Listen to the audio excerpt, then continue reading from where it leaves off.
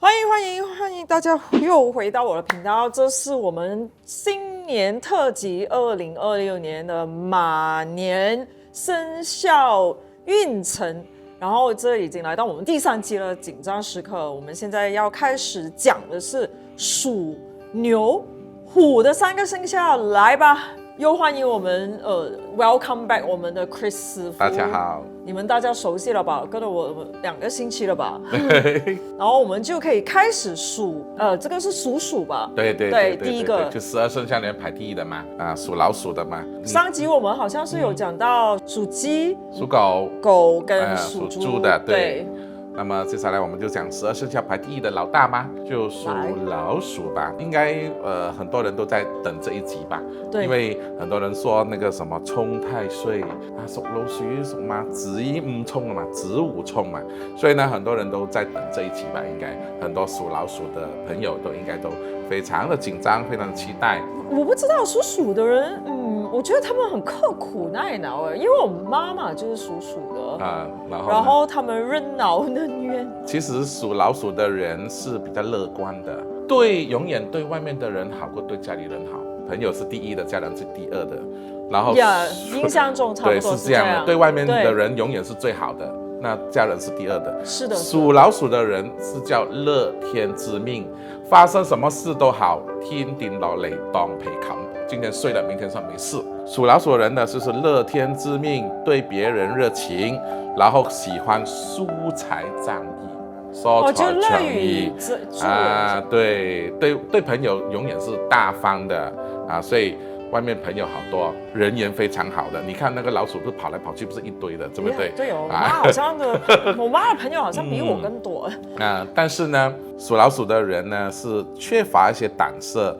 有時做東西是缺乏一些耐心吧，但是屬老鼠的人到哪裡都非常受歡迎，而且桃花非常的旺。這個是男女都一樣嗎？都會是這樣子的。所以呢，這個屬老鼠的人呢，進入了馬年，先不要去怕嘛，對不對？我們要處事不驚。很多人就是說，哎呀，太歲來了，我很怕，不懂會怎麼樣。那麼我們先要說，這個屬老鼠的人在馬年，如果你是出生在冬天的11月8號到2月7號之間出生的小老鼠的朋友的話，那麼你們今年遇到的太歲是這個非常友善的，是對他們有利的，因為這一段期間出生屬老鼠的人是八字要火的。那麼今年的太歲是丙午嘛，是火的太歲，所以呢，這個火的太歲是來成就他們的，所以呢，這個太歲是越衝越好的，所以在這一期間出生屬老鼠的朋友呢，可以大展拳腳，大力去嘗試做一些新的東西，然後多用紅色的東西，紅色的衣服啦、紅底褲啦等等啦，這個來幫助自己開運會越衝越好。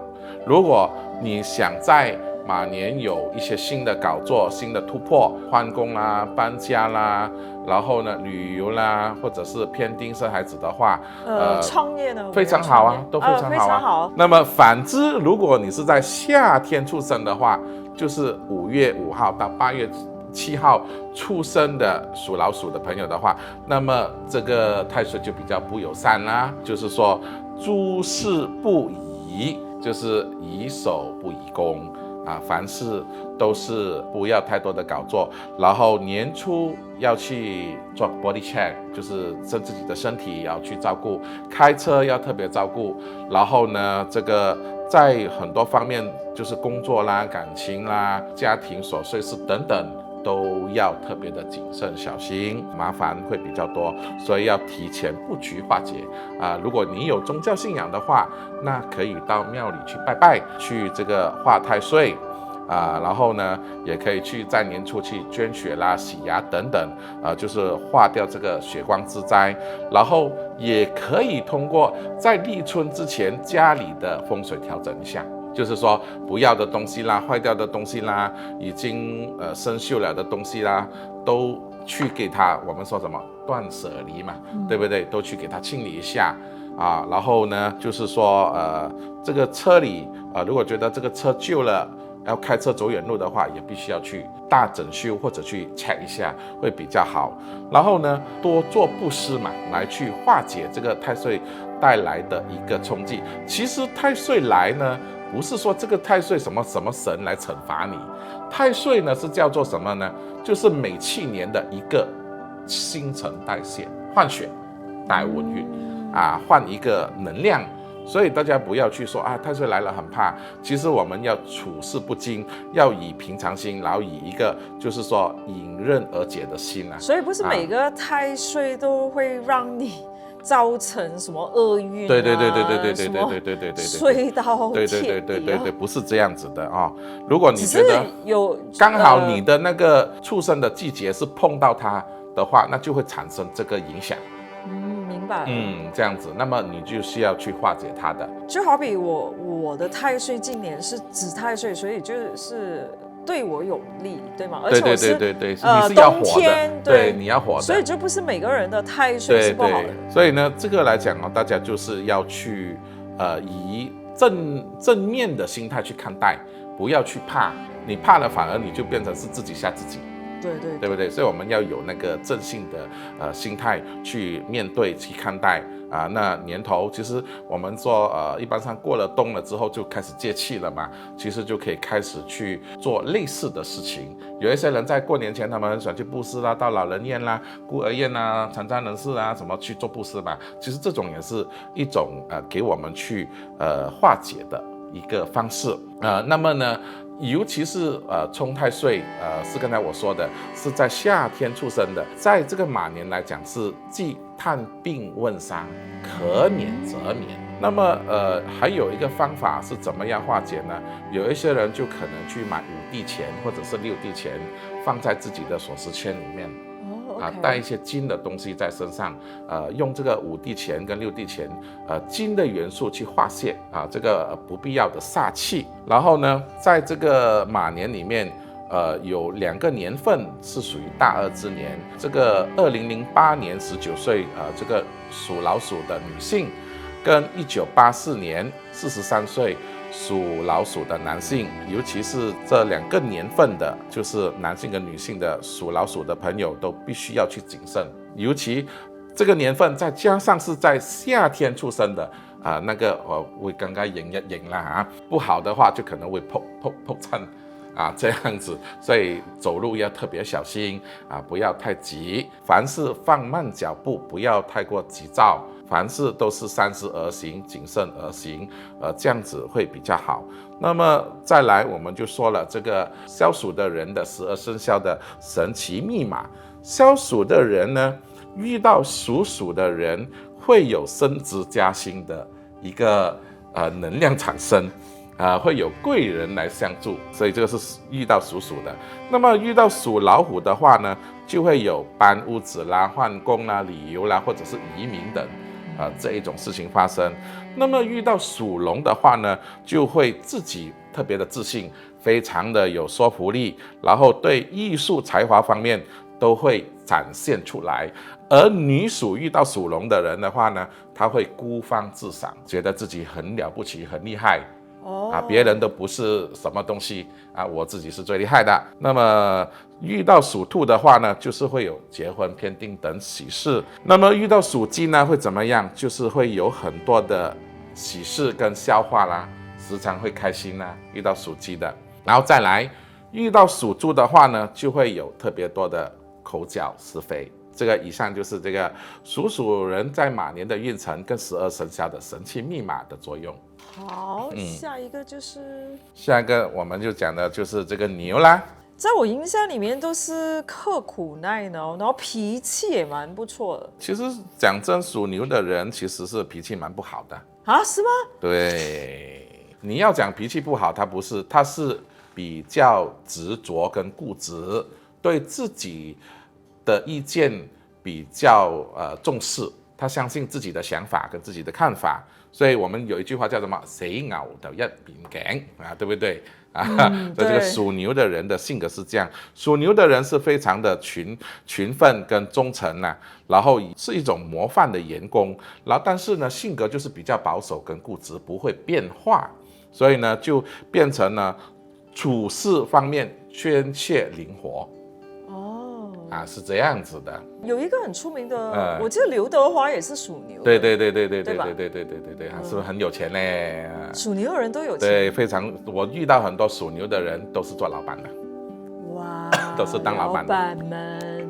其實這個牛呢，在12生肖裡面呢，牛跟龍有一個非常大的作用。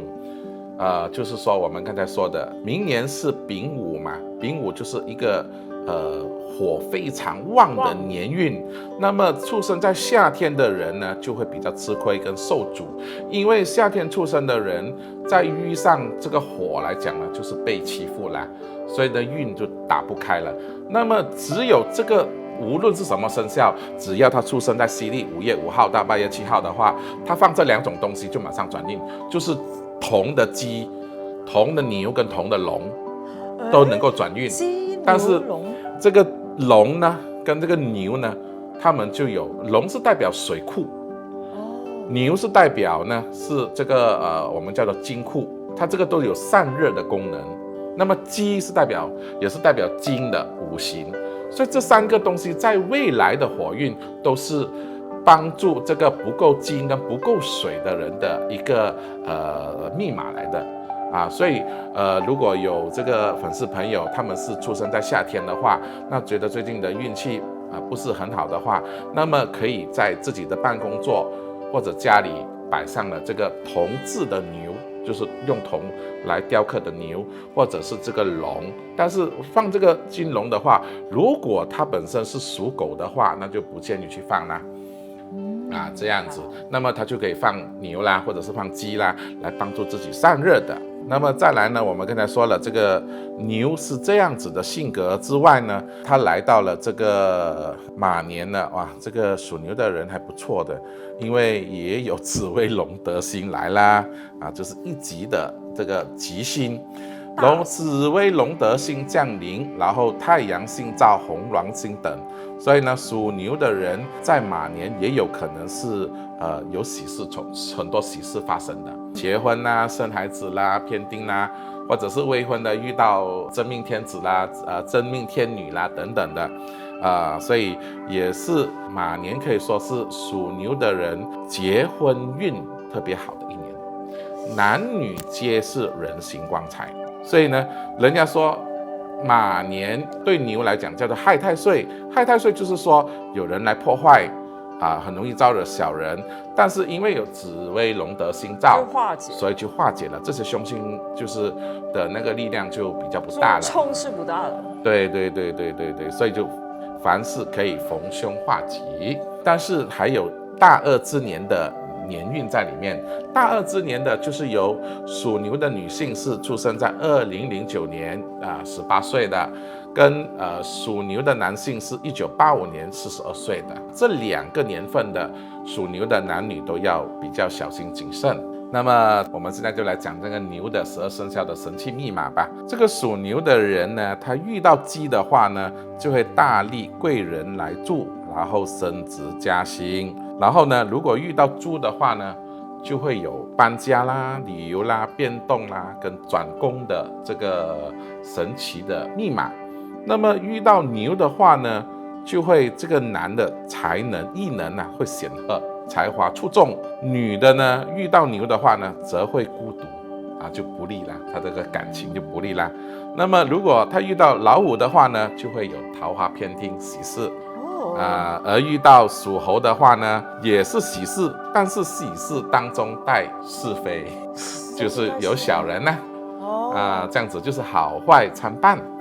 那麼遇到狗的話呢，就是會晚上呢就會睡不着，就覺得自己好像很孤獨啦，很冷漠啦，所以晚上呢就會想一邊，就是說比較孤寡吧，我們可以這樣子說嘛。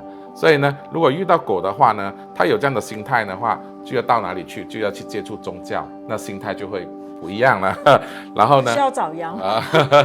那麼遇到馬的話呢，就是有桃花啦。所以屬牛的人在馬年或者是遇到馬的人呢，就可能跟桃花姓氏有關係。這個就是屬牛的人的這個12生肖的特殊密碼。那麼接下來就是到什麼呢？我們的虎仔，老虎嘛，我們這個老虎嘛，不知道你身邊老虎的朋友多不多嘞？我印象老虎裡面的人每一個都好像事業很巔峰，然後就是他們有某種就是那種成就的力量很大。是男的女的？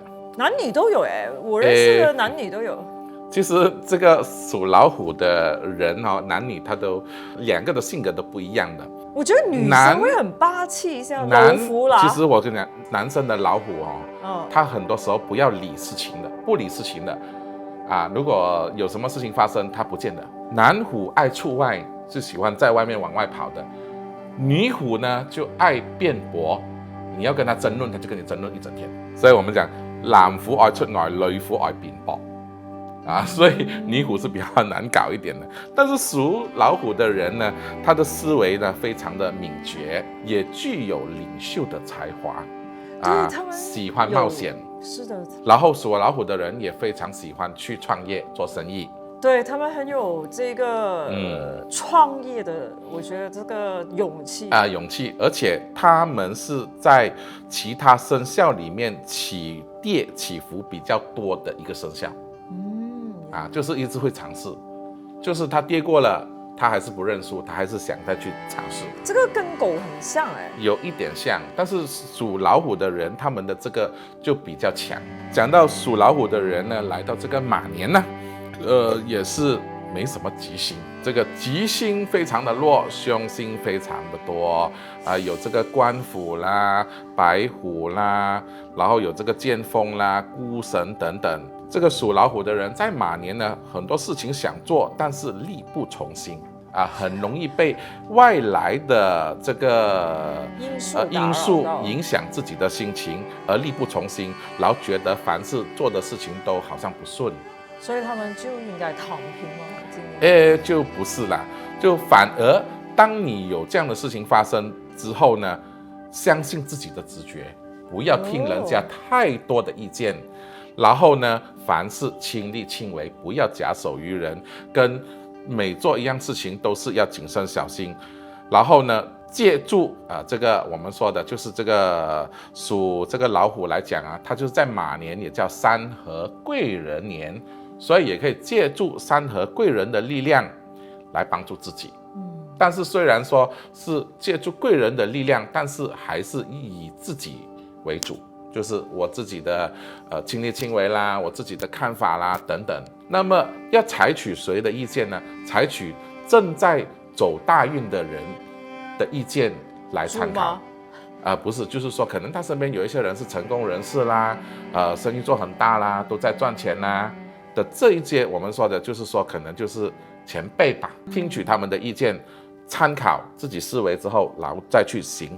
就是想要自己做的事情，那這樣子的話就不會走冤枉路，也不會被這些外來的因素而影響。再加上就是看你剛才說找豬嗎？其實是對的真的。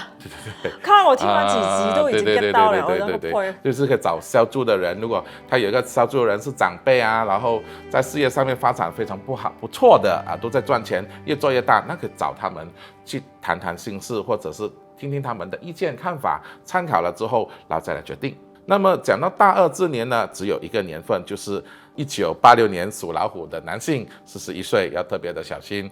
那麼呢，再下來我們就講這個12生肖的神奇密碼了。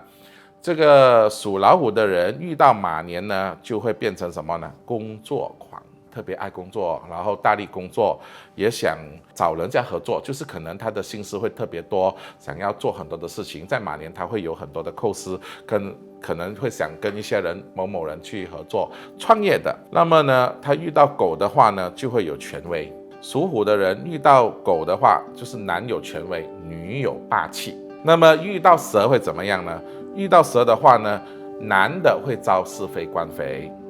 女的呢就會有孤寡星出現就是不利姻緣桃花啦孤寡星啦，殺氣比較大啦會把身邊的男人趕走啦。那麼遇到兔的話呢，就會有桃花幸事。兔好像都是很多密碼跟它都有關係的，所以呢這個就是我們給屬虎的人在馬年的建議吧。那麼屬牛虎3個都講了，就是那麼接下來的就是下一期了吧？下一個是兔和什麼？兔、龍、蛇。OK， 我們這一集已經講到了，剩下最後3個，接下來的就是兔跟龍跟蛇。對，走到這裡，大家已經做到最後的一集，就是等下周我們就出了接下來的這3個。OK，see you guys， 拜拜，拜拜。如今的你是不是人生很迷茫呢？快來參加我是誰線上課程，一起來探討到這個世界的意義和使命是什麼。